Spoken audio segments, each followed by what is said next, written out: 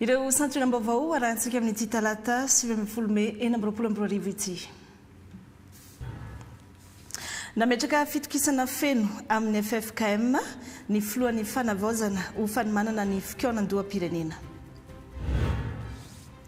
Natsangana ny komity nasionaly misahana ny faritra ara-barotra malalaka aty Afrika azon'i Madagasikara sehatra tsaratsara kokoa anatin'izy le CAF. Nigeria, Tanzania ary Guinée-Bissau ireo no mpiray vondrona amin'ny Madagasikara amin'ny CAN 2027.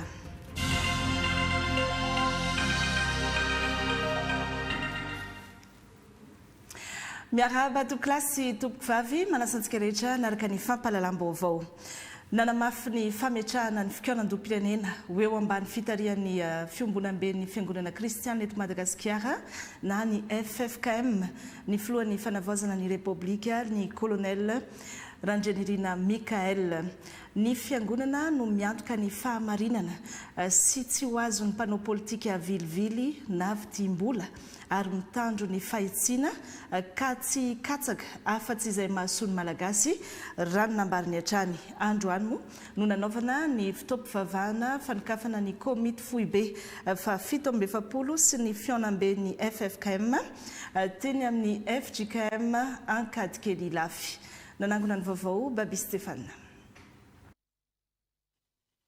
Ny fiangonana no hitarika ho any amin'ny fanavaozana tena izy mba hivoahany Madagasikara amin'ireo endrika fahalovana na mpahantra ny malagasy hatramin'izay, hoy ny Colonel Randrianirina Mikael. Nanamafy ny fatokisan'ny FFKM amin'ny fitariana ny fikonan-doha izay atomboka amin'ny 3 Jona ho avy izao ny fitondram-panjakana hoy hatrany ny filohan'ny fanavaozana. Tsy vitanay irery misy izy ateo fa eritreretiko ny fiangonana no hitarika makany amin'ny fanavaozana zany.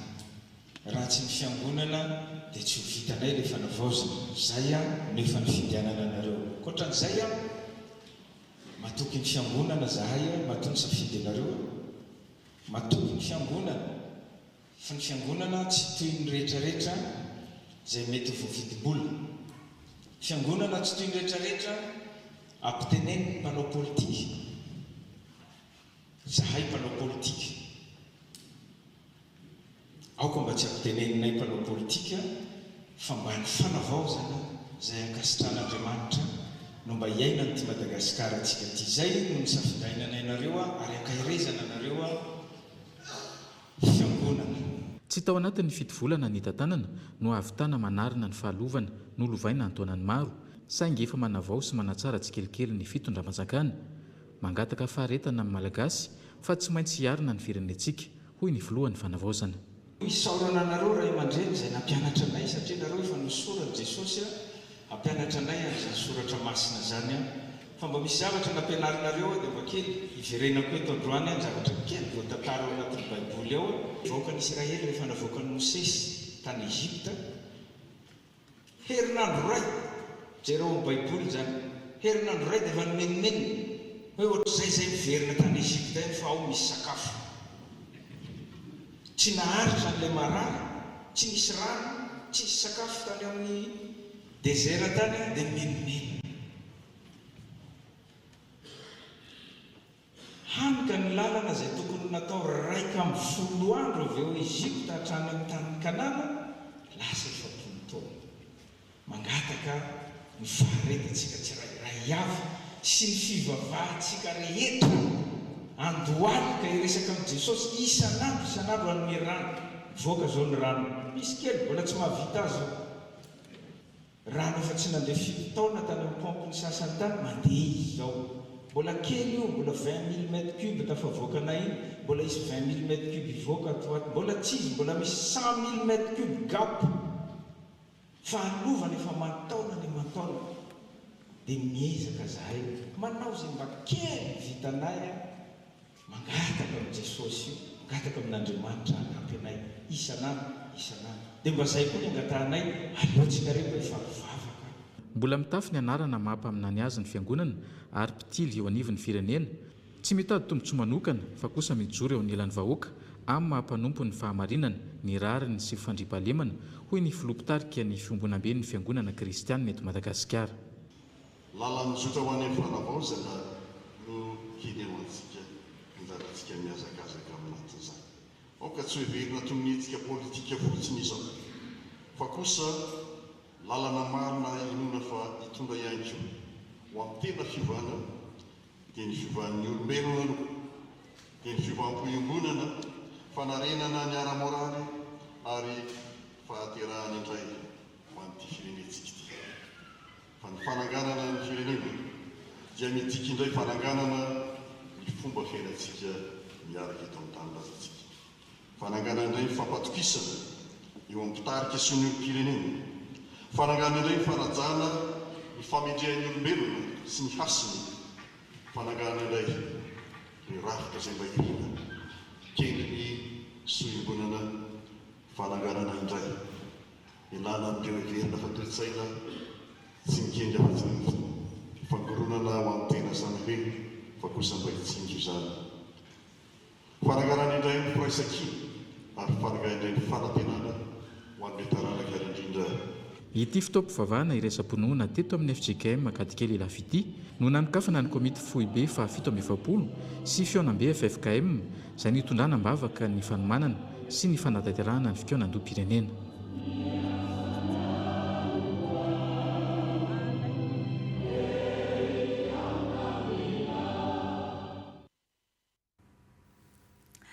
Fa ankasitrahana ireo tompona andraikitra ara-panjakana samihafa sy ireo mpanao politika eto amin'ny firenena izay tonga nanatrika ny fanokafana ny fionam-be ny FFKM iny ny fitarian'ny FFKM ny fikaonandom-pirenena izay ho atao tsy ho ela eto amintsika raha ny fanehoan-kevitra nangon'ny mpanao gazetinay ary ao ary ireo fanehoan-kevitra ireo. Dehibe ny fotoana androany za zao avy any Betafo no nakaty miala vao maraina be dia hamonjy izy ity ary hitantsika zao tsara ny ray aman-dreny ny FFKM Fatramindalahy ny présidentny PRRM ary indrindrindrindra le mpanao politika sy lolo manakaja eto amin'ny firenena zava-dehibe zany tena zava-dehibe zay ny irina mba hisy mpanelanelana mba tsy dia tena anjaka loatra ilay mitongilana fa misy anazy zany zao dia misy neutralité ny zava-dehibe anankiray koa dia le teny nataony zareo mamerina indray ilay mandat izay nomena azy tamin'ny 20 novambra 2020 sy 2020 tsara be ilay androany tsy tokiresana azy dia soton'Andriamanitra. Filoha fanavaozana nilaza hoe tsy mora ohatsy izy hoe ho vita anatin'ny volana na fito volana ny fanarenana sy ny fanavaozana ty firenena ty fa mila manana faharetana tsika ary marina zany satria enimpolo taona tsika nenletika tsisy miracle monamika hoe sy havita an'izany eo anatin'ny enivolana fito volana dia hatafarina le firenena fa ny fanomezan-tanana dia ny fifampivavahana mba hahafahana hoe miray fotsy miray saina daholo ny malagasy rehetrarehetra mba hanarina le firenena amin'izay. Anisan'ny teny hoe noresahana atao mihitsy hoe ny fanantenana marina fa hoe ao anaty zavamaro ao anaty toe-javatra mety manahirana mety ao anaty fahasahiranana mety misy tsy fampatokisana mety ao anaty olana mihitsy ny firenena nefa izay le hoe fiarahana amin'Andriamanitra sy ny fiarahany rehetra ampahamarinana sy ao anaty fitiavan-tanindrazan'izay amin'ny kitso-po ho ansoa ho amin'ny firenentsika dia tena zava-dehibe indrindra ka izay ny tena hoe ametrahana fanantenana zany dia hoe mila asa avy amintsika ao anaty fiombonana zany zavatra zany. Anatin'ny fiomanana amin'ny fikaonandoham-pirenena izay ihany hitety faritra ireo ampanjaka sy ireo taranany izay mivondrona ao anatin'ny Fédération des communautés royales et traditionnelles de Madagascar anao fanangonan-kevitra izy ireo hoentina amin'izay fikaonandoham-pirenena izay vonina hiary asa amin'ny fitondrana fanavaozana ireo ampanjaka sy ny taranany ireo raha ity angom-baovao nataony Miray Andrianjafy sy Roger Andriamanalina ity. Efa tamin'ny taona raika amby roapolo sy roa arivo no nisy fihaonana sy tatra ao ampanao gazety farany nataon'ny Fédération des communautés royales et traditionnelles na ny FORTM izay ivondronan'ireo mpanjaka na ny taranany avy amin'ireo foko Antefasy, Antemoro, Antenosy, Antendroy, Merina sy ny sisa. No afisiny teto fa mbola mijoro ary manana ny asiny ary vonona andray anjara hatrany amin'ny fampandrosoana izy ireo ary efa manana fehi-kevitra entina ao anatin'izany. Fa zahay fa manana résolution, fa manana fehi-kevitra maromaro fa hoentinay hitety province izy io ary handao labaradasy ohatran'izao koa zahay any amin'ny faritra Toamasina, Mahajanga, Antsiranana, Fianarantsoa dia Toliara. Ny tandronay amin'izany dia amin'izao fanovana zao fa mahazo lalagna loatsy ty raha toy fa raha tsy mba miteny tegna ray aman-dreny tsy mijoro manjary ho tigna ty razantika laha tsy mivola. Anisan'ny tanjona ao anatin'izany fitetezam-paritra izany ny ananarana ireo mpiray tanindrazana ampanjaka ny firaisam-pirenena mba tsy hisinony mety ho fizarazarana izay misy mivoy amin'izao fotoana izao. Mivavaky ndaty mpanomparey, mivavaky ndaty mpanao teny ratsy iray zahay ampanjaka mba haverina andragnahary aty say hidina efa nahimasy mba ho tonga saigny mba handesina mba hamendrehana sy amy zavatra tsara no hovoizinato fa tsy raha hanohitohina ny firaisam-pirenena hanohitohina antika malagasy. Ankoatra ny resaka famakiana fasana izay voakasika tao anatin'izany ny sasany ireo mpanjaka dia ny resaka teto ihany koa ny resaka fampiarana ny dimy ary nisaotra ny mpitondra fanjakana izy ireo tamin'ny namakiana ny barazy Menaranitra. Tsy misy olo malay fampandrosoana teto, tsy misy malay ny partenariat teto, tsy misy malay ny sinoa hiasa teto fa iangaviana kosa mba hanaja ny fomba tany ze olo rehetrarehetra hiasa amin'ny firenena teto na hitsanjakino na hitsanjakino. Fa ny zavatra hitanay dia mihinana amboa raiky amboa izao tokony hany antany agny fa tsy tokony hany amin'ny tany falion-daty eo. Mariany teto fa i Madagasikara no andray ny fihaonana ny tampony amin'ireo firenena mivondrona izay manana mpitondra ara-drazana aty Afrika ka firenena 5 no andray anjara ao anatin'izany. Eny anivony antenimieram-pirenena nodinina teny Tsimbazazandroany ny volavolan-dalàna mikasika ny ady amin'ny famarinana olombelona na ny lutte contre la traite des êtres humains. Maro ireo teboka takin'ny solombavam-bahoaka ho asipantsiana sy fanovana ary fanatsarana ka nahemitra ny fandaniana izany saingy kosa raha ny fantatra dia tsy maintsy olaniana ao anatin'izao fivoriana ara-potoana voalohany eny anivony antenimieram-pirenena izao ihany. Keita Revila sy Fanily Kely. Misy andininy 15 sy lohateny valo ty volavolan-dalàna laharana faha 8/20/2024 tamin'ny Desambra 2024 makasika ny famarinan'olona na ny lutte contre la traite des êtres humains ity izay nodiniana teto amin'ny antenimieram-pirenena. Aratsa ivana dia efa tamin'ny taona 2024 no nametraka rafitra mazava hiadina amin'ny famarinan'olona i Madagasikara tamin'ny lalana lalàna laharana faha 2024 tsipika 20 tamin'ny 20 Janoary 2024. Folo taona teo aoriana nampiarana io lalàna io dia mbola hita fa mitombo sy mivoatra ary mihamaro hatrany endrika isehoany izany. Antony nanatsarana sy nanisiam-panitsiana ireo andinin-dalàna sasasasany mba hifanaraka amin'ny zava-misy ankehitriny. Tafiditra ao anatin'izany ihany koa ny fanatanterahana ireo sosikevitra avy amin'ny lafiny avy amin'ny rafitry ny firenena mikambana sy ny filakevitry ny zon'olombelona izay manao fanaramaso maneran-tany. Ireo sosikevitra ireo izay natao anamafisana ny lalàna misy antoerana sy ampitomboana ny taona fanasaziana ary ny lamandy alohan'ireo olona voaely. Natao ihany koa ny fanatsarana ny lalàna mba entina iarovana ireo olona niarany entiko izany voakasiky ny fanatsarana avokoa na ny votoatiny na ny entika entina andrafetana ny volavolan-dalàna. Raha ny endrika no jerena dia hita fa misy fanamafisana sy fanatsarana ny famaritana ireo asa heverina ho famarinana olona. Ny votoatiny kosa dia mampiditra ireo karazana famarinana olona misy ankehitriny toy ny fanararaotana ranofo amin'ny aternety ny fampiasana olona anao asa tsy ara-dalàna na anao eloka behivava izay voasazony volavolan-dalàna ity avokoa.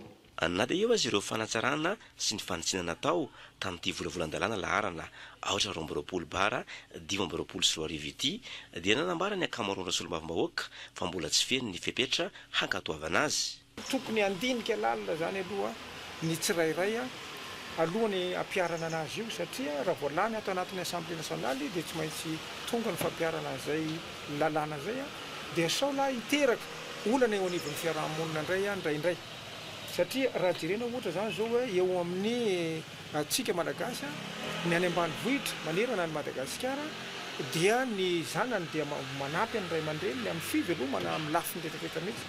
Raha tsy tenenina fotsiny ohatra amin'ny resaka hoe miarak'andro sy ny namany rehetrarehetra dia ahoana nefa no ametrahana izay lalàna zay amin'izao fotoana zao. Ny zavatra dia zao tsy satry ny ray aman-dreny ny ampiasa ny zaza tsy ampy-taona na ny zanany saingy noho ny fahantrana dia tsy maintsy tafavarina na tafanao an'izay foana izy satria reo sisa any manampy azy amin'ilay fivelomana famelomana ny ao an-tokantrano ka raha piarina le lalàna dia tsy maintsy ametraka olana zany io anatrehan'ny ray aman-dreny indrindra fa le any ambanivohitra hoe zay mihitsy no mahatonga ny hoe aleo mafisina ny ataontsika hoe ny fandalinana ny volavolan-dalàna io mba ho hipetraka mazava tsara hoe lafininona ny tena ho siblena ao anatin'ity volavolan-dalàna ty amin'ny sehatra inona ny tena tokony ampiarana azy avy hatrany fa tsy hoe amin'ny ankapobeny satria mbola vagy zany na amin'ny ankapobeny ny zava-misy amin'izao fotoana izao. Tao anatin'ny ora maro nandaniana ity volavolan-dalàna momba ny ady amin'ny famarinan'olona ity dia tapaka fa haverina hodiniana ny fampiarana azy sy ireo teboka ho hatsaraina fa saingy kosa tsy maintsy volanina ao anatin'izao fepitoam-pivoriana ara-potoana voalohany izao. Vaovao ara-toekarena tara ny fidiran'ny Madagasikara tao anatin'ny faritra ara-barotra malalaky ny continent africaine na ny ZLECAf sehatra iray mampiroboroboana ny fanakalozana ara-barotra aty Afrika nefa izy io nampifondrina ireo sehatra tsy miankina sy ny sehatra ara-panjakana ny ministera tompona andraikitra tamin'ny alalan'ny atrikasa izay natao atrikasa nananganana ny komity nasionaly misahana ny faritra ara-barotra malalaky ny continent africaine ho an'ny Madagasikara. Avitry ny Anarakotarso sy Rijarakotoson. Sehatra mampivelatra ny fifanakalozana ara-barotra eo amin'ny Madagasikara sy ireo firenena afrikanina ny zone de libre-échange continentale africaine noho ny fahalalan'ny tsenam-barotra mbola ahitana mpanjifa manodidina 3.7 miliara. Mila mametraka pakady mahomby sy mazava nefa mba hisitrahan'i Madagasikara sy ireo mpisehatra ary ireo mpandraraha tombotsoa amin'ny fidirana ao anatin'ny faritra ara-barotra malalaky ny continent afrikanina. Izany indrindra no antony nametrahana ny komity nasionaly misahana ny ZLECAf nampifanantonana ireo ministera tompona andraikitra rehetra sy ireo mpisehatra samihafa indrindra ireo mpandraraha. Io komity nasionaly io dia structure anankiray anaraka ny fivoaran'ny engagement antsika rehetrarehetra hitarika ihany koa ny amin'ny fampiroboroboana ny fanondranana makany satria ny tanjona dia ny ampifandanja ny faritra ivelan'i Madagasikara mba tsy ho firenena mpanafatra ihany isika fa ho firenena mpanondrana ihany koa. Ao anatin'io komity io no hiara-iasa ny ministera rehetrarehetra ary miaraka amin'ny sehatra tsy miankina handamina ny fomba entina mahazo an'ireo tsen'ireo conquérir an'ireo marché ireo moa zany raha marimarina kokoa. Miainga amin'ny androany zany iroso amin'ny fametrahana ireo rijateny-dalàna hoe ahoana no fipetraky ny comité national ZLECAf ho an'ny Madagasikara. Izay moa namafisana avy amin'ny tompona andraikitry ny bady teo hoe nisy fahatarantsika ilay fahatarana satria ny olona efa tamin'ny 2024 no efa nanomboka. Tsika zao inona 2024 dia tsy tantaraina hoe inona daholo ny tao anatin'izay fa mihoatra amin'ny olona tsika tara amin'izay fotoana izay saingy izay fahataran'izay azontsika hakana lesona raha ohatra zany ny olona mitsapatsapa dia tsika tsy hitsapatsapa intsony fa efa maka lesona amin'izay fahombiazana sy ilay lesoka tany amin'ny tany afrikanina efa misehatra ao anatin'io ZLECAf io. Mazava ny tanjona ho an'ny Madagasikara dia nisitrana tombontsoa amin'ny fifanankalozana ara-barotra ao anatin'ny selekaf amin'ny fanafiana ny tsena afrikanina mba hampiroboroboana ny fanondrana ataon'i Madagasikara. I Madagasikara izay anisan'ireo firenena miavaka amin'ny fanondranana eo amin'ny sehatry ny lamba, asa tanana, ny agroalimentaire sy ny maro samihafa tsy ananan'ireo firenena afrikanina. Ny selekaf izay manamora ny fanondranana amin'ny alalan'ny fahalalan'ny tsenam-barotra izay tombony goavana ho an'ireo orinasa kely, lehibe sy salanjalany. Efa tapitra ny fepitoana iasan'ireo mpikambana ao anatin'ny syndika misahana ny fiarovana ny zon'ireo mpiasa ny fanaraha-mason'ny tsena sy ny mpanjifa. Hiatrika fifidianana ireo mpikambana manerana ny Madagasikara amin'ny 20 Mey izao. Mialohan'izay nefa dia nisy ny fifanankalozan-kevitra teo amin'izy ireo. Mira Ndrenjafy, Tantely Andriambelo. Misy 27 ireo mpiasa mpikambana ao amin'ny syndicat autonome des commissaires du commerce et de la concurrence de Madagascar na ny SACM. Syndicat izay misahana ny fiarovana ny zon'ireo mpiasa amin'ny faritra sy ny fanjifana. Eo ihany koa ny fanaraha-mason'ny tsena sy ny vidim-piainana, ny ady amin'ny fanararaotana ara-barotra, ny fifaninanana tsy ara-drariny, ny fanaraha-maso ny fanajana ny lalana amin'ny feny varotra, ny fiarovana ny mpanjifa ary ny fanairana fanjakana rehefa misy olana ara-toekarena ka mety hisy fiantraikany eo amin'ny orinasa sy ny vahoaka. Hiatrika fifidianana izy ireo ny 20 volana Mey izao. Ny alohan'izay dia nisy ny ady hevitra sy ny fifampizarana teto. Izao zavatra izao moa zany dia efa ela no nanomanana an'izao débat ifandrinan'ireo candidat ireo zany satria efa lany mandat. Efa tao anatin'ny roa taona zay ny président ny syndicat ny commissaire zany dia tamin'ity taona ity zany nanao ezaka lehibe izahay comité ad hoc zany anatanterahana io élection ny président izay ho atao amin'ny 20 Mey alarobia 20 Mey ho avy izao zany dia anatsoana andreo commissaire am-perinasa rehetrarehetra na eto anivon'ny ministère central zany na anivon'ireo direction régionale rehetrarehetra manerana ny nosy. Telo ireo candidat ka iray ny vehivavy. Ankoatra ny fampifondronana ireo mpiasa rehetra manerana Madagasikara dia anisany iadiny ny tombontsoa ka ao anatin'izany ny resaka karama. Ao amin'ny paikady hoentinay zany manoloana an'izay dia ny fifanantonana négociation fifanantonana any amin'ny fiadidinan'ny repoblika sy ny primature satria misy impact budgétaire ilay izy fa kanefa kosa anisany syndicat tena ao anatin'ny vitsy anisa tsy misitraka an'izay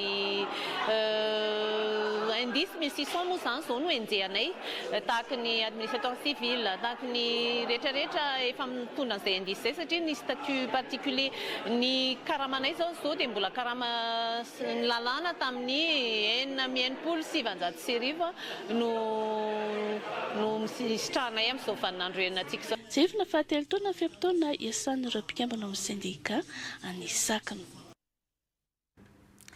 Miditra amin'ny fandaminana sy ny fandrindrana ny tsena eto Antananarivo renivohitra ny commune amin'izao fotoana izao be loatra ny gabo raraka sy ny tsy fanarahan-dalàna indrindra ny an'ireo mpivarotra amoron-dalana tsy maintsy manadiady sy mijery fotsiny anefa ny commune Antananarivo renivohitra hijerena ny marimaritra iraisana ny amin'ny toerana izay asiana ireo mpivarotra mba hahafahan'izy ireo mivelona anaty ara-dalàna tsy mibana ny arabe ho an'ny mpampiasa lalana.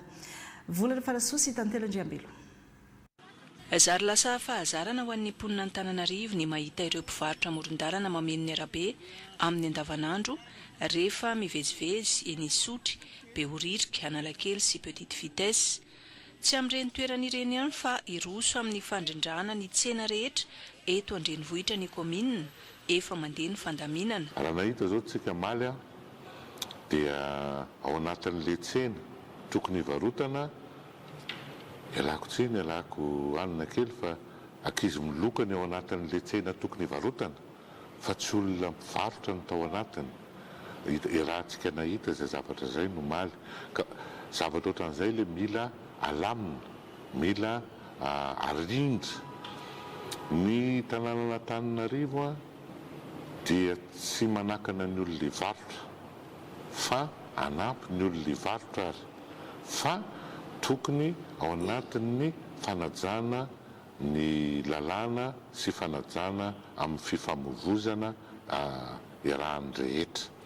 Ny lalana mba ho ataon'ny fiarakodia sy ny moto sy ny rehetrarehetra, ny trottoir mba handehanan'ny olona, dia ny tsena natokana ho an'ny mpivarotra. Averina amin'ny ara-dalàna ny mpivarotra amoron-dalana, omena toerana manokana ahafahana mitady volam-pitoniana, hanafoanana tsikelikely ny gaboraraka sy mba hisariana am-pietsehana na ara-dalàna ihany koa. Mialohan'ny famindran-toerana dia mitetsena manatanteraka fanaraha-maso ny taratasy mahampivarotra aloha ny avy eo anivon'ny komina amin'izao fotoana izao. Ny petite vitesse moa efa hitantsika efa mandeha io. Ampidirina ao anatin'ny tsena daholo aloha araka ny tokony ho izy. Ny zavatra fandrika ary zavatra sarotra ao anatiny dia misy olona laza mpivarotra nefany tsy manana taratasy akory izy ahafantarana hoe tena mpivarotra izy dia mivarotra inona. Reny zany ny anisan'ny sarotra zao amin'izao fotoana izao. Zany akory tsy miteny hoe ho atosikay, fa izay kosa dia mampirisika hoe midira ary aloha ao anatin'le mba ahafantaranay hoe mivarotra inona ianareo dia inona ny ataonareo ahafantaranay mametraka an'le mpivarotra amin'ny toerana tokony misy azy. Efa betabe ny vinavina momba n'izany zavatra zany fa izay voniny tady fahafapo ho an'ny rehetra foana. Efa nahitam-boka ny ezaka natao teny petite vitesse miantso fiaraha-miasa amin'ireo mpivarotra ny eo anivon'ny komina Antananarivo renivohitra. Raha mahita kosa tsika angambany amin'izao fotoana izao efa misy ny fanentanana, efa misy ny fampilazana, ary efa misy ny fametrahana ataontsika hoe alignement mba manosy. Raha mahita zao tsika ty amin'ny petite vitesse ty mandeha makany amin'ny Vocary Soutrerie efa lasa deux voies, lalana roa zany le lalana amin'izao fotoana izao, fa taloha lasa lalana ray ara tsy omby tomobile ray tamin'izay fotoana zany tamin'izany, fa efa manomboka manao azy tsika io dia mitohy makany io dia alamintsika ary mangataka ny mpivarotra izahay, mangataka izay erahana miasa fa tsy mba manaiky ny fandaminana ihany koa. Ankoatra ny fampanarahan-dalàna dia tanjona amin'ity hetsika fandaminana ny tsena ity ny fiantohana ny fahadiovana sy ny fanalalahana ny fifamoivozana eto Antananarivo renivohitra. Eo ny fikorontanana teraky ny fahamaroan'ny tsena amoron-dalana sy ireo tsena tafiditra anaty arabe mihitsy aza indraindray, fa eo indrindra ihany koa ny tsy fanarahan-dalàna izay ataon'ny mpitatitra sasany ho an'ny eto Antananarivo renivohitra manokana. Resana manokana anatin'ity fanadihadiana ity ireo camion sy ireo sarety na ny tariti-tanana na ny saretin'omby izay samy tsy manaja ny ora tokony andehanana anatin'ny tanàn-dehibe. Olana goavambe eto Antananarivo renivohitra ireo anisan'ny mampisy ny fitohanan'ny fiara lava reny sy tsy ahitana filaminana ihany koa raha jerena amin'izay maha tanàn-dehibe any Antananarivo renivohitra izay. Meva Bodoarvony, Jakila Kotomanga. Mbola mitoetra ny ora napetraka ny fivezivezen'ny sarety sy ny fiara vaventy milanja 7 taona mihoatra eto Antananarivo renivohitra. Amin'ny 7 ora maraina hatramin'ny 1:10 ny ora tokony andehanan'ireo fiara vaventy raha toka amin'ny 2 ora tolakandro hatramin'ny 3 ora ny tapany hariva ary amin'ny 4 ora alina vao afaka mandeha indray ireo fiara vaventy hitsonjovana amin'ny mety fitohanana fifamoivozana. Tsy namorona lalàna vaovao fa nisy lalàna efa mipetraka teto. Iny lalàna iny no ampiarina amin'izao fotoana izao ary efa nampahafantarina ny rehetrarehetra, efa nivoriana ny mpitarika sarety, efa nivoriana ny mpitatitra taxi be, efa nivoriana koa ny camion izay mivezivezy Antananarivo. Rehefa niresaka izahay tamin'ireo olona rehetrarehetra dia vonona daholo, tena izay tsara petraka mihitsy fa vonona anaja le ora hivezivezena. Io tsy vitan'ny indray andro kosa aloha Antananarivo fa tsy mikely soroka itsika fa tsy maintsy vahantsika ny olana amin'izany zavatra izany. Anatsarana fifamoivozana eto Antananarivo renivohitra ny tanjon'ny commune. raha nita nefa dia tsy voahajo ireo lahy manapetraka ireo. Ny moto mandeha amin'ny lalana natokana ho amin'ny mpandeha tongotra satria tsy mahazaka fitohanana angamba sa tsy misy mifehy anka miopefy. Ny sarety mandeha amin'ny ora izay tiany andehanana toy izany ihany koa ireo fiara vaventy. Tsy mitsahatra mitady vahaolana hanatsarana izay fifamoivoizana eto amin'ny tanàna Antananarivo renivohitra izay ny commune. Fa mila fahatsapahatena tsiraray ihany koa ny tokony isian'ny filaminana sy ny filindrana ho antsika eto Antananarivo renivohitra. Mbola ato anatin'ny commune Antananarivo renivohitra ihany mitaky ny fanalana ny fiantsonan'ireo bus suburbaine etsy Ampatsakana ireo mponina amin'ny fahatriny tsy eken'izy ireo ihany koa na dia ny fandalovan'ireo taxi be ireo akory aza amin'ny lalana Ampatsakana iny. Zotra suburbaine izay mampifandray ny tanan-dehibe amin'ny fatra Mianatsiny makany Amboanjo be sy Ambato fotsiny moa no voakasika ity resaka ity toa ny zotra F izany. Meva Bodarvony, Jakila Kotomanga. Tsy manaiky ny andehanan'ny zotra suburbaine eto Ampatsakana ireo mponina eto an-toerana. Iteraka olana goavana amin'ny fahasimbany lalana ny fandehanan'ireo zotra ireo ho ny filohan'ny fikambanan'ny mponina Ampatsakana na ny fiamma. Tsy tokony antsoina ny zotra suburbaine ihany koa eto ho izy satria maro ireo sekoly mampianatra ankizy kely izay anisany mampiasa ity lalana Ampatsakana ity. Mila presisina kely ny fangatahana mponina ety Ampatsakana dia ny mba tsy hampandalovana amin'ity Ampatsakana ity ireo linina izay tsy tokony hiditra aty anaty tanan-dehibe satria raha zao tsika amin'ny teny zao dia miditra ao daholo zareo. Ny olana dia araka ilay voalaza teo izay mponina no miezaka manao ny lalana goudron sy béton ny manadio ny tatatra avy eo manarona azy amin'ny dalina béton. Ankehitriny raha isy an'izay fanapahan-kevitra izay hoe ampandalovana aty indray ireo bus izay tsy tokony hiditra aty ireo dia aiza ny tany ombana lasa verimomoka le ezaka ataon'ny mponina. Sarotiny amin'ny fahadiovana sy fidiovana indrindra ny filaminana ireto mponina eto anivon'ny fokontany Ampatsakana ireto. Eripony izy ireo mahadidio no nahavitana ny lalana ho rarivato, napazava ny tanàna tamin'ny jiro ary ny fiamma no mandrindra ny filaminana amin'ny atoandro indrindra amin'ny alina. Tsara ho alay tahaka ny modely aseho an'ny ity fokontany eto Ampatsakana ity.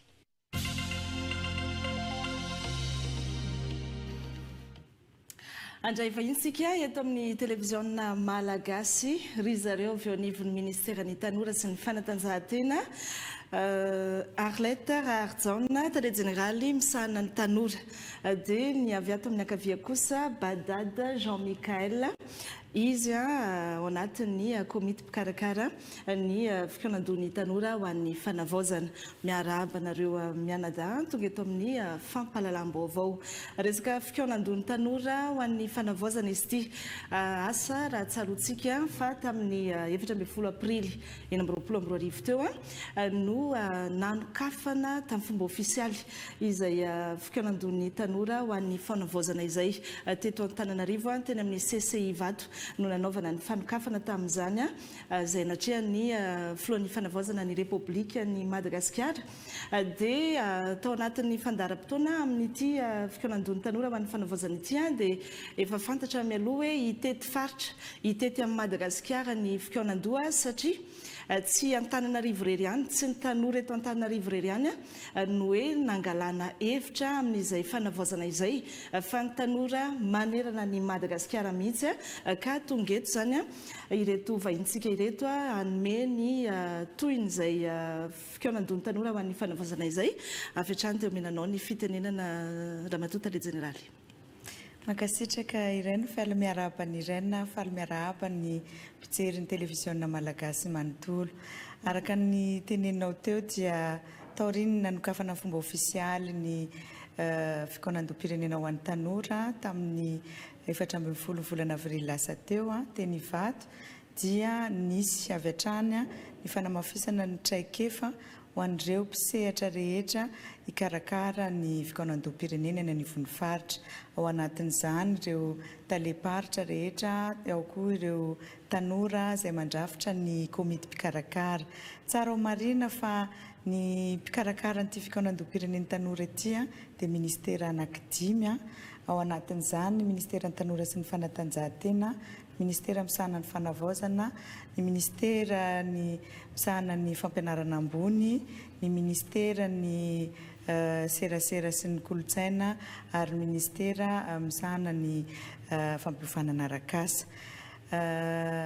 Ankoatran'izay ihany koa dia misy an'ireo tanora, solotenan'ny tanora amin'ny fikambanana rehetra misy eto Madagasikara zany ary eo ihany koa ireo mpiara-mombonantoka. Rehefa vita ny fampiofanana an'ireo mpisehatra rehetra ireo dia efa nanomboka avy hatrany ny fidinana ifotony anaovana an'izay fikaonan-doam-pirenena ho an'ny tanora izay. Ny tena betsaka moa zany dia tanora ihany koa no nanao an'ireo fidinana ireo, ka amin'izao tsika miteny izao dia commune 307 amin'ny 700 izay kasaina anaovana ny fikaonan-doha eny anivon'ny commune no efa vita. Mbola itoy zany amin'ity herinandro ity amin'ny herinandro ambony ny fanaovana fikaonan-doha eny anivon'ny commune sy ny renivohitra ny district izay. Ny tiako marina ihany koa dia amin'ity herinandro ity nefany ny any Bongolava sy ny any Vakinakaratra dia efa manatanteraka ny fikaonan-doam-pirenena eo anivon'ny renivohim-paritra. Ina moa ny antony anaovana ny fikaonan-doam-pirenena dia tena hoe anomezana sehatra ny tanora, anomezana feo azy ireo satria anisany kaikaiky ataon'ny tanora hatrany ilay hoe tsy misy mihaino izy dia amin'ity fikaonan-doam-pirenena izay natao azy ireo ity no anehoan'ny heviny ny fahitany ny firaharaha-pirenena, ny fahitany ny tokony lalana izorana ao anatin'ny fanavaozana ny Repoblikan'i Madagasikara.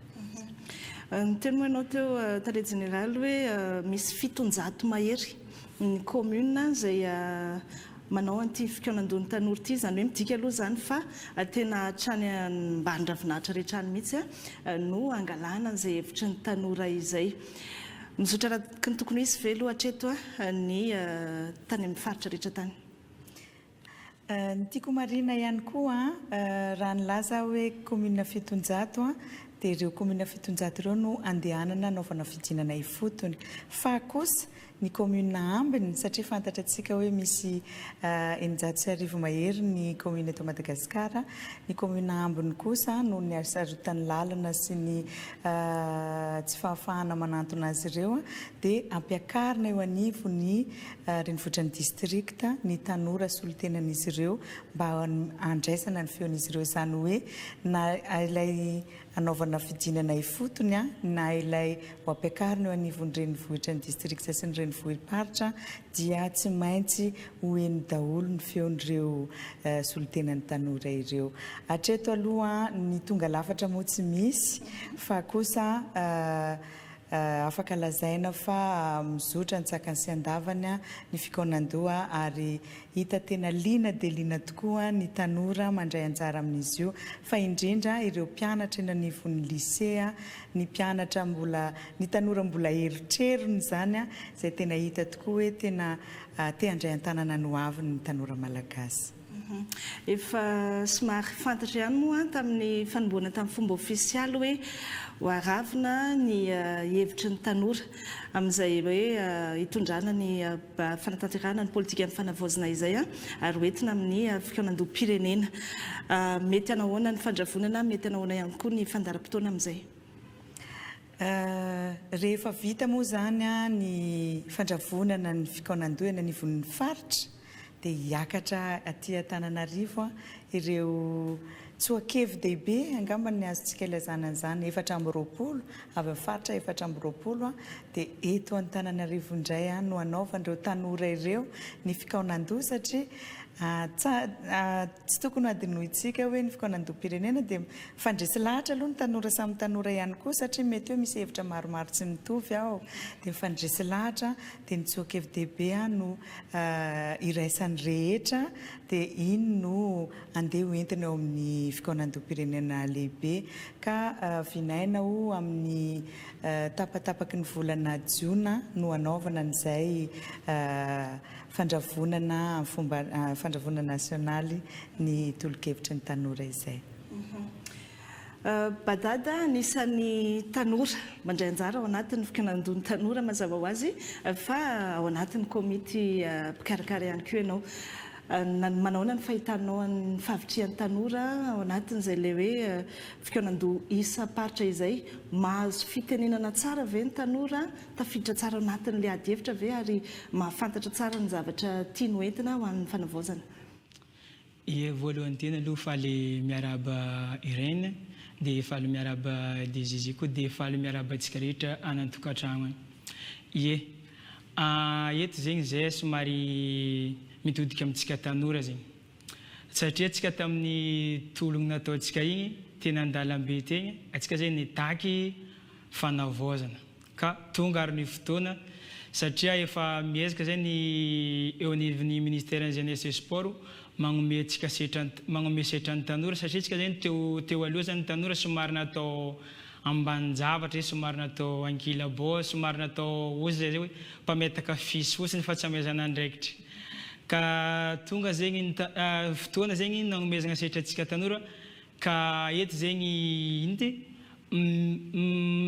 miangavatsika tanora jiaby mba ho tonga amin'ny fikoanandoha zay atao agny amin'ny faritra misy atsika tanora eo 14 ans jusqu'à 35 ans satria malalaka be zegny ny fanehoan-kevitra ao tsisy fanakisakana anao dia afaka miteny zay zavatra tianao tenenina fa atao ampanajana fotsiny zany le izy dia afaka mitaky zay zavatra tiantsika takina sy ny zavatra tiantsika petraka eto amin'ny firenena misy atsika ty ka eto zegny hoe nanontany hoe malalaka ve ny fitenenana tena zegny malalaka be zegny fitenenana ao dia omegna setra malalaka zegny atsika tanora tsy ankanavaka na tanora avy amin'ina anao na avy amin'ny antoko politika na avy amin'ny setra tsy miankina na avy amin'ina zay sokajy misy anao na zay ny X na zay ny Y na zay ny Z ka tongava zegny atsika tanora fa malalaka be zegny ny fanehoan-kevitra ao dia tokoa zany mba ahafahantsika zegny magnatanteraka le zavatra tiantsika ho tanteragna eto amin'ny firenena ty le zavatra tiantsika apetraka eto mba hamoatsika ny hevitritsika sy ny marary antsika ka magnentana atsika tanora jiabijiaby zegny mba ho tonga andeha agnatevin-darigna anao dia fotoana zao. Ya raha tsy ahivina ihany koa na hoe raha marina moa zany dia tamin'ity fitondrana ity ary anisan'ny azo lazaina hoe anisan'ny nametraka n'ity fitondrana ity ny tanora malagasy ka rariny loatra ao anatin'izany raha toa ka omendanja ary enona ny tanora ao anatin'izay hoe fitondrana fanavaozana izay dia angasitrana ary anareo mianadahy va hita ato anatin'ny fandaharana dia mirarisoanareo ihany koa eo anivon'ny ministèran'ny tanora sy ny fanatanjahantena.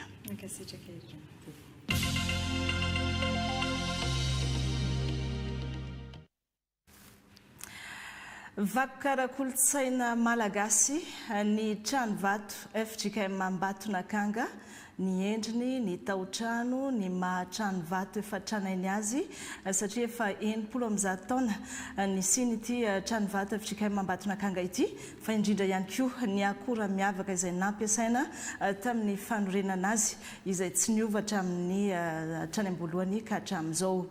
Mila sy panomboarana nefa ny tafo ankehitriny ary efa nahazona lalana tamin'ny ministère ny serasera sy ny kolontsaina zany amin'izay mahavakoka azy izay ndeha hoentina amintsika ary ny tantara sy ny zava-misy ankehitriny eo anivo izay FJKM trano vato Ambatonakanga izay. Efatra ireo vakoka ara-kolontsaina mandrafitra ny fiangonana FJKM Ambatonakanga eo ty trano fiangonana lehibe vita amin'ny rindrim-bato tsy misy fangarona marotra amin'ny James Cameron missionnaire LMS na London Missionary Society tamin'ny taona 1790 notafosana tella na Tanimanga. Faharoa ny fasan'ny missionnaire vahiny sy teratany malagasy 9 eo no fantatranarana amin'izy reto. mato sy novonoina tamin'ny andro ny fanenjehina fivavahana kristianina tany amin'ny taona 5telopolo ary ny fahatelo sy faefatra dia ireto trano orina taty aoriana tsy angambaton'ny fahazato taona dia akano sady trano vadim-piangonana sy tambatona akanga taloha ny kianjan'ny mpitandrina Joseph Rabetafika ary ity trano moderna fivoriana sy bureau tsy angambaton'ny fa-20 taona ny fiangonana. Ny ambatonakanga tamin'ny voalohany dia tsy tonga dia trano vato fa trano hazo no naorin'ny misionera teo misionera David Jones sy James Cameron tamin'ny taona 1970 no vita izany fiangonana trano hazo izany. Efa taona monja taorina zay dia nikatona ny fiangonana zany taona 1970 vokatry ny fanenjehana ny fivavahana kristianina. Dia tao anatin'izay no nivadika ho trano maizina zany le fiangonana trano hazo tamin'izany fotoana. Tao aminatin'izany no natory ny alina farany ny ainany teto ambony tany Rasalama izay martyra malagasy voalohany ny aliny 13 aogositra izy io ny 14 aogositra dia izy moa nentina ny befonina teny Ambohipotsy. Avy eo no nitsahatra ny fanenjehana dia nieritreretra ny misionera hoe anao tsangambaton'ireo martyra ireo dia ny ambatonakanga manokana moa zany anamarina fa teto ny gadran'ireo kristianina izay menjehana ireo alohan'ny namonoana azy ireo dia nanangana trano vato efatra izy ny antsoina hoe Memorial Churches dia voalohany tamin'izany ny trano vato ambatonakanga izay vita tamin'ny taona 780 zany hoe handray ny fa-90 taonany amin'ny herintaona izany. Ho fikajiana ny vakoka dia ho amboarina ity tafotela ity. Andanimbola 500 tapitrisa ariary efa azo ny alalana na fankatoavana avy amin'ny ministeran'ny serasera sy ny kolotsaina. 20 taona lasa zay no nikitiana fara ny tafo dia mieritreritra anao ezaka anankiray lehibe mba azahoana vola entina manatanteraka izany. Seho anankiray ara-pivavahana nefa ara-kolotsaina indrindra koa tanterana amin'ny palais Andafiavaratra amin'ny 5 Jona ho avy izao. Fa nanao ezaka lehibe mihitsy ny fiangonana atratrarana izany dia mbola misy vitsivitsy tsy tratra na voanan'izao ezaka izao.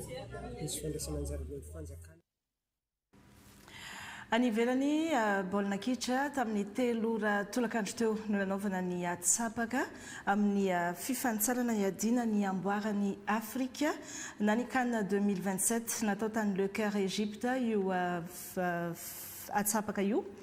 Firenena 3 no ampiatrano ny CAN dian'ny faha-9 amin'ny 30 amin'ity Tanzania sy Uganda ary Kenya amin'ny 12 Jona ka hatramin'ny 17 Jolay 2022 izao. Anisan'ireo firenena 7 hiatrika ny fifantsanana ny ekipa pirenena malagasy. Fantaro ary izavy ireo praivondrina amin'ny Bahreiny Madagasikara ao anatin'izay CAN 2027 izay avitry ny Anarakotarso. Vérifier la dernière équipe, c'est bien sûr le Madagascar qui était quart finaliste en 2019. Ao mivondrona L no misy ny Bahreiny Madagasikara amin'ny fifanitsanany CAN 17 tafiaraka amin'ny Super Eagles ny Nigeria sy ny Taifa Stars ny Tanzania ary ny Ostroros any Guinée-Bissau. Ho tanterahana eo anelanelan'ny volana septambra 19 sy ny volana marsa 17 ny lalao fifanitsanana iadinan'ny tapakila ho any amin'ny dingana famaranany CAN. Eo anelanelan'ny 20 septambra sy ny 9 oktobra 19 ny andro voalohany sy faharoa. Eo amin'ny 7 sy ny 17 novambra ho avy izao kosa ny andro fahatelo sy fahaefatra ary eo anelanelan'ny 20 sy 30 martsa 17 ny andro fahadimy sy ny andro fahenina farany. Ireo ekipa roa voalohany isam-bondrona no hiakatra mivantana amin'ny dingana famaranany CAN 17 ao mivondrona L misy ny Madagasikara nefa dia efa manana tapakilany ny Taifa Stars ny Tanzania no izy ireo mpampiatrano. Raha toa ka tsy tafavoaka roa voalohany Tanzania dia izay firina roa voalohany sy ny Tanzanianina no hiakatra amin'ny dingana famaranany CAN andihany fa 9 amin'ny 30. Iakatsehatra ankalazany fa 7 taonany ny tarika tsy akoraka amin'ny sabotsy 13 Mey ho avy zao etsy amin'ny CCSK Antanimena oventesiny tarika amin'ny fotoana io avokoa ireo hira nahafantarany mpankafy ny tarika tsy akoraka hatramin'ny taona 70 sy 80 ary ny 90 fa indrindra ihany koa ireo hira vaovao ary anisany ampiavaka ny hetsika ny fampiaraham-peo miaraka amin'ny tarika hafa surprise ao anatin'ity fampisehoana ity sy ny fisian'ireo mpitendry tanora izay andravaka ny seho ihany koa. Mbola avitry ny anarako torso ihany.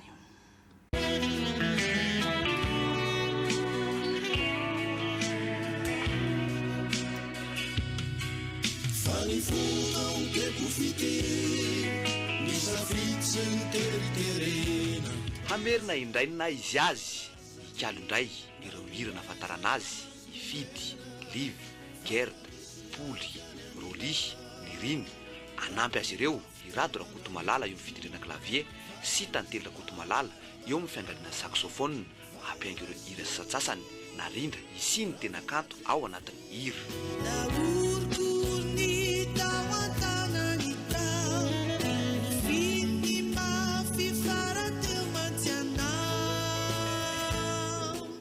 Maro ny hira nitarika tsy akoraka tsy afaka ao ambavany maro na ho an'ireo mpankafy hatramin'ny taona 20 sy 10 fa io ihany koa ireo tanora no izay ny kanto no entin'ny hira nitarika hoentina iankatsehatra avokoa ireo hira nahafantarana nitarika mandritra ny fankalazana ny 70 taona.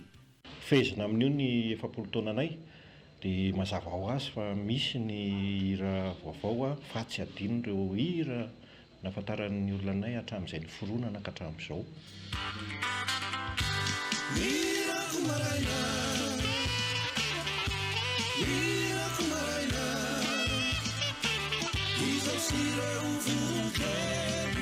Ny tena mozika nahalalana ny tsy akoraka dia ny ohatran'ny ny country, ny blues, ny sy ny manodidina azy eo fa misy ny gadokira ohatra hoe ny manana ny gadokira Rijabetsileo ny tarika tsy akoraka dia manana kadona maromaro e.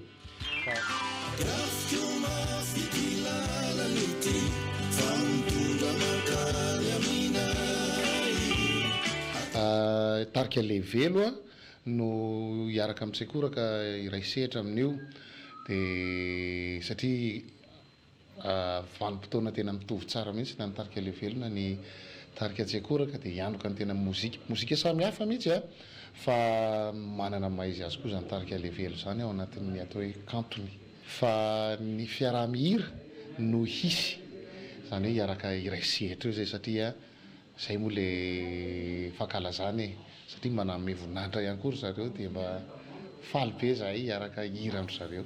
Ny sabotsy 13 Mey ho avy izao nanaovana an'izao fankalazana ny 70 taona ny tarika tsy akoraka etsy amin'ny CCSK Antanimena manomboka amin'ny 3 ora tolakandro efa ao anatin'ny famelina faraparany moa ny tarika amin'izao fotoana izao.